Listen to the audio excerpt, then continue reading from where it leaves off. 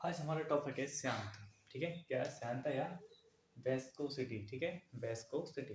Viscosity क्या होती है, इसके कार्य क्या होते हैं, इसके गुणांक क्या होता है, इसका कोफिशिएंट बोल दीजिए। ठीक है, तो वो क्या होता है इसके बारे में आज क्या करेंगे, पूरी तरह से जानेंगे। फिजिक्स की क्लास है। ओके, इसमें क्या है, देखिए, जब आप क्या करते हो, दौड़ते हो, तो क्या होता है, वायु में आप दौड़ सकते हो बहुत तेज गति से। क्या आप पानी में दौड़ सकते हो? नहीं, उतनी गति से नहीं दौड़ सकते जितना कि हम वायु में दौड़ सकते हैं। यही होता है वेस्कोसिटी।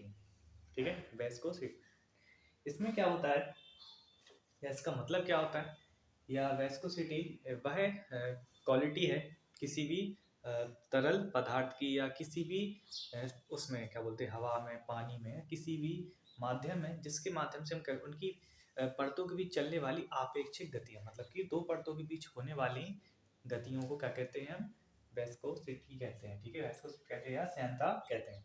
जैसे कि किसी तरल का वह गुण, ठीक है, किसी लिक्विड का वह क्वालिटी जिसके माध्यम से हम क्या कर सकते हैं, उसके आपेक्षिक गतियों का क्या कर सकते हैं, विरोध कर सकते हैं। क्या कर सकते हैं, आपेक्षिक गतियों का विरोध कर सकते हैं, उसको हम क्या कहते हैं, श्यानता गुणांक कहते हैं। ठीक है, और विभिन्न विभिन्न तरल हुए या वो क्या बोलते हैं, तरल हुए। ठीक है, तो उसमें क्या होता है, अलग अलग होता है, हर किसी में क्या होता है, अलग होता है। और इसको किससे प्रदर्शित करते हैं, म्यू से प्रदर्शित करते हैं। इस ईटा ईटा से प्रदर्शित करते हैं, ये बड़ा सा है, इससे क्या कहते हैं, ईटा। ईटा से क्या करते हैं, इसको प्रदर्शित करते हैं। और ये हर किसी के लिए क्या अलग अलग होता है, जैसे कि वायु में अलग होता है, पानी में अलग होता है, तेल में अलग होगा, और भी जो क्या होंगे लिक्विड है, सबके लिए क्या होगा, अलग अलग होगा। इसमें क्या होता है, जैसे कि आपको लिक्विड में हमने पढ़ाया था इससे पहले, क्या पढ़ाया था, पृष्ठ तनाव या सरफेस टेंशन। तो ये सरफेस टेंशन के ही जैसा ही होता है। सरफेस टेंशन होता है तरल के अंदर, किसी जैसे पानी के अंदर चलने वाली आपेक्षिक गतियों को हम कहते हैं सरफेस टेंशन।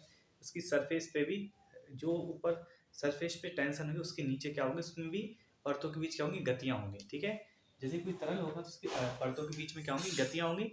इसी तरह ये क्या होता है, ये एयर में होता है, लिक्विड में होता है, और वैक्यूम में भी होता है। जैसे वैक्यूम में हम क्या कर सकते हैं, वैक्यूम में हम स्पेस सूट में क्या कर सकते हैं, जब दौड़ते हैं तो उस तरह से नहीं दौड़ पाते जैसे कि हम वैक्यूम, बिना वैक्यूम के दौड़ सकते हैं। मतलब कि हवा में दौड़ सकते हैं, एयर में फ्लो कर सकते हैं अपनी स्पीड को, ना हम वैक्यूम में नहीं कर सकते, ना ही पानी में कर सकते हैं।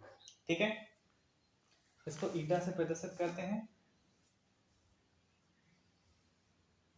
ठीक है, इससे पता चलता है जैसे कि हम क्या करते हैं, पानी में नहीं दौड़ सकते जितना हम वायु में तेज दौड़ सकते हैं। इससे पता चलता है कि जो वाटर में क्या होती है, कुछ गतियां होंगी जो हमें क्या करेंगे, अपनी गति से क्या करेंगे, रोकने का प्रयास करेंगे। क्या करेंगे, हम दौड़ेंगे तो हमें रोकने का क्या करेंगे, प्रयास करेंगे। अपना क्या करेंगे, फोर्स होगी हमारे ऊपर, क्या करेंगे, अप्लाई करेंगे, जिससे क्या होगा, हम उस पानी में क्या ना हो सके, तेजी से ना दौड़ सके, या क्या बोलते हैं, आगे ना बढ़ सके। इसी को कहते हैं विस्कोसिटी। ठीक है, या श्यानता। और क्या होता है, जैसे कि हम किसी बर्तन को घुमाकर, जैसे कि हम किसी बर्तन में क्या करते हैं, कोई लिक्विड को हाथ से घुमाते हैं, किसी मशीन की सहायता से उसको घुमाते हैं, तो कुछ समय बाद क्या हो जाता है, वो लिक्विड पुनः अपनी इस विराम अवस्था में या स्थिर अवस्था में आ जाता है। इसका कारण यही है कि परतों के बीच चलने वाली आपेक्षिक गतियां, क्या चलने वाली, परतों के बीच चलने वाली आपेक्षिक गतियों के कारण ही वो क्या हो जाता है, लिक्विड स्टे हो जाता है, रुक जाता है, और क्या नहीं होता, उसमें उसमें कोई गति नहीं होती। ठीक है, इस चीज का ध्यान रखना है। ओके, फिर क्या आता है,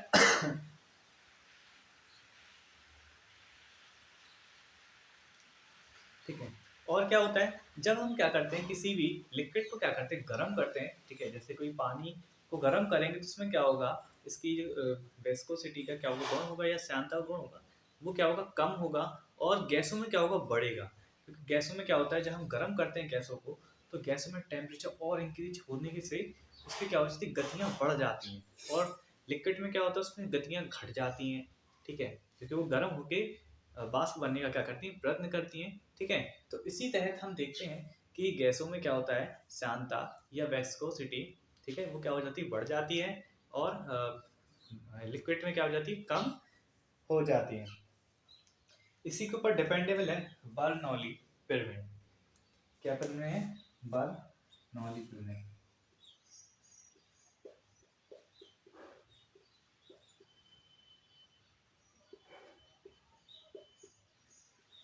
ये इसी पे डिपेंडेबल है या इसी के तहत इस चीज को बताया गया है।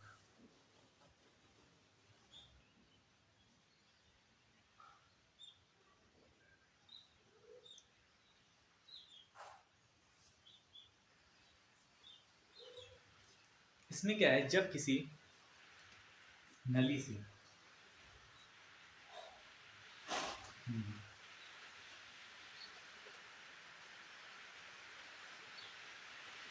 ठीक है, यहाँ मोटी यहाँ पतली है, जब इसमें किसी क्या करते हैं, तरल द्रव को क्या करते हैं, इसमें से प्रवाहित करते हैं, तो क्या होता है, ये द्रव धीरे धीरे क्या होता है, आगे बढ़ता है और यहाँ पर क्या बढ़ेगा, दाब बढ़ेगा। ठीक है, दाब बढ़ेगा और जब ये द्रव यहाँ से निकलेगा तो क्या होगी, फोर्स होगी, क्या होगी, एक बल होगा। इस बल से क्या होगा, ये आगे की तरफ जाएगा। इस द्रव में कौन कौन सी ऊर्जा रहेंगी, स्थिर, गतिज, दाब,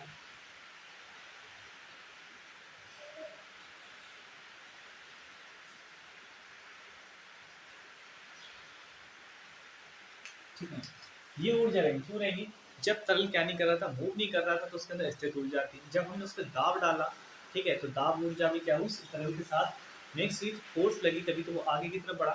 जब वो आगे की तरफ क्या हुआ, तरल बढ़ा, तो उसकी जो बल लगेगा वो किसके बीच, सारी योग होंगे, मतलब स्थिर ऊर्जा, गतिज ऊर्जा और दाब ऊर्जा का क्या होगा, योग होगा। या इस तरल में क्या होगा, इसके अंदर आपेक्षिक गतियों में क्या, आपेक्षिक गति को मूव कराने में हमें जो बल लगे हैं या फोर्स लगी है, वो कितने पार्ट में डिपेंडेबल होगा, तीन पे, स्थिर, गतिज और दाब। इन तीनों से क्या होती है, जो ऊर्जा बनती है, ठीक है, ऊर्जा बनी तभी ये तरल क्या हो, इस नली से क्या हो, दूसरी सतह से निकली, यहाँ पे बहुत बड़ी गई तो आराम से रहा तरल। बट जब ये आगे नहीं बढ़ रहा था, तब इसको क्या किया गया, प्रेस किया गया, तब प्रेशर दिया गया। ठीक है, तब ये क्या हुआ, तरल आगे की तरफ फैला। ठीक है, एक प्रेशर से। ठीक है,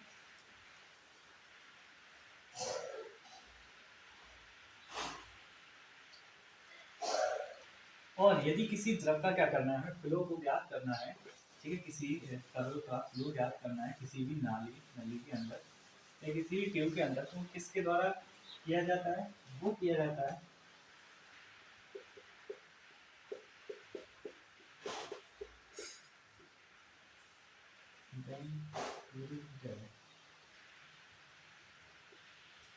ये वेंटुरीमीटर, जिसके माध्यम से क्या किया जाता है, किसी तरल का किसी ट्यूब के अंदर से क्या करते हैं, उसका वेग ज्ञात करने के लिए हम इस वेंटुरीमीटर का क्या करते हैं, यूज करते हैं। इस चीज का हमेशा याद रखना, इस मीटर का यूज किया जाता है विस्कोसिटी को ज्ञात करने में। ठीक है, विस्कोसिटी को ज्ञात करने में या श्यानता को ज्ञात करने में किसी भी ट्यूब के अंदर। ठीक है, इसका होता है,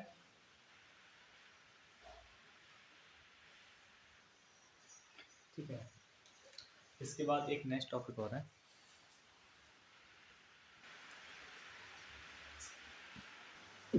ठीक है, वेंटुरीमीटर। ठीक है, इससे क्या होता है, किसी भी तरल की क्या निकाली जाती है, विस्कोसिटी निकाली जाती है। ठीक है, फिर आता है खनिज, जिसको बोलते हैं ऑटोमाइजर।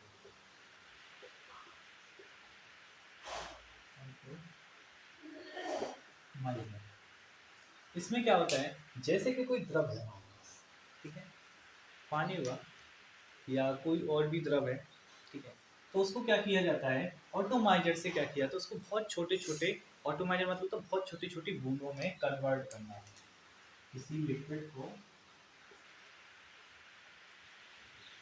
बहुत छोटी छोटी बूंदों में क्या करना, कन्वर्ट करना, ऑटोमाइजर कहलाता है।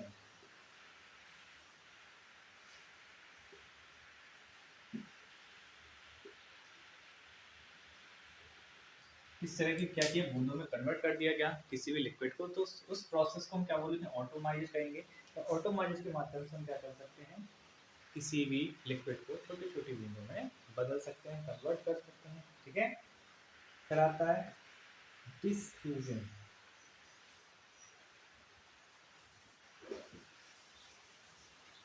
जो भी इसके अंदर छोटे छोटे टॉपिक हैं बहुत इम्पोर्टेंट है।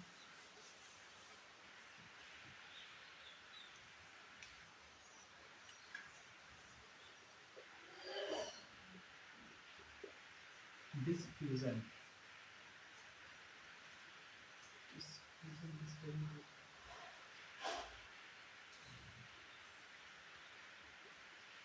डिफ्यूजन या इसको हिंदी में कहते हैं विसरण।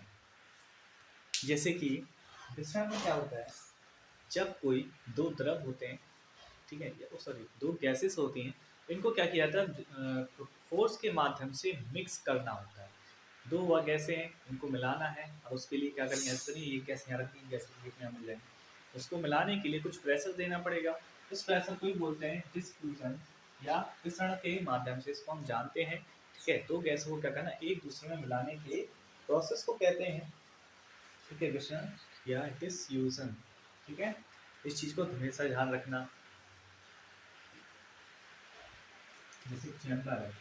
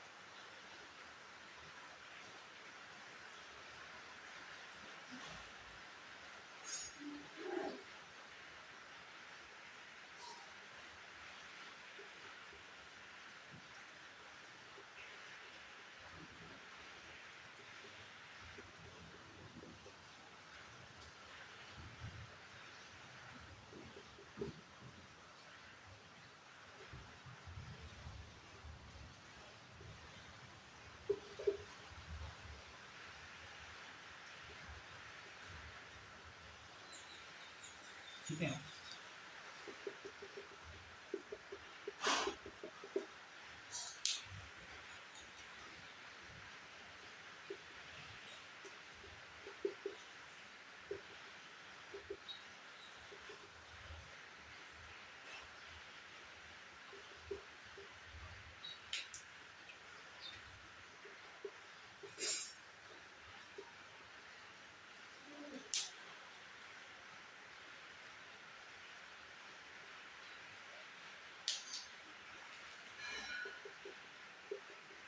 ठीक है, इसमें जैसे कि आप और मतलब एक चित्र बना दिए गए, ठीक है, ठीक है। तो इसमें क्या हुआ है, जैसे कि ऑक्सीजन को क्या किया, इस गैस ऑक्सीजन गैस को इसके अंदर, इस कंप्रेसर रूम के अंदर रखा गया, कंप्रेसर के अंदर डाला गया, और नाइट्रोजन गैस को डाला गया, ठीक है, N2 को।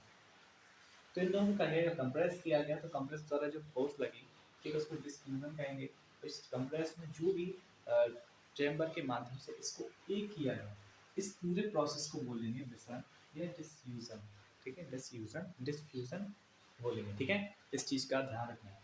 इससे और सरल तरीके से कहीं और मिल जाए तो उस कंटेंट को अच्छे से देखना।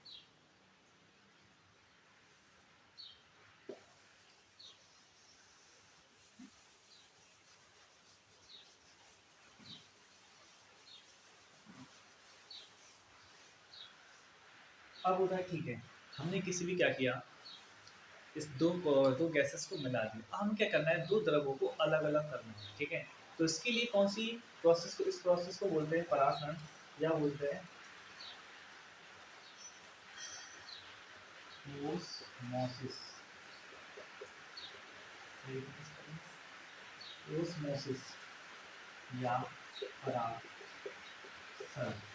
ओस्मोसिस या परागण इस विधि को बोलते हैं। इसमें क्या होता है, इसमें एक झिल्ली द्वारा क्या किया जाता है, दोनों द्रवों को अलग किया जाता है।